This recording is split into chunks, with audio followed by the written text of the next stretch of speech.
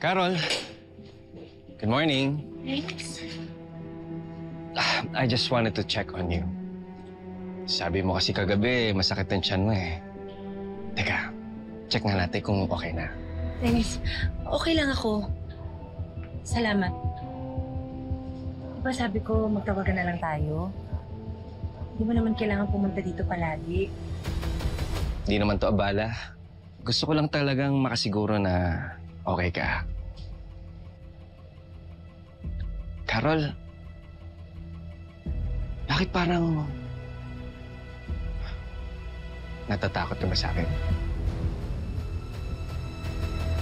Bakit naman ako matatakot sa'yo? Dennis, ano ka ba? Huwag ka nga mag-isip ng ganyan.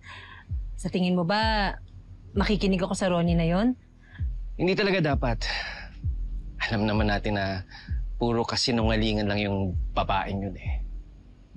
It's just that para talagang merong nagbago sa'yo eh. Sa stress siguro ng mga nangyayari.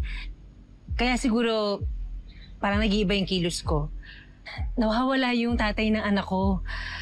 Kahit sino naman siguro maapektuhan. Kahit ikaw. Di ba magkaibigan pa rin naman kayo?